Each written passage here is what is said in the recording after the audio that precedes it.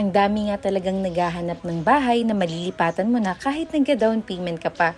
Yung tipong rent-to-own, paano ba naman kasi sayang nga naman ang renta kung pwede namang mapasayo na ang bahay. At dito kay Pacific Town, pwedeng-pwede yan. At alam mo bang 5,000 lang din ang reservation natin at through Pag-ibig financing pa to ha.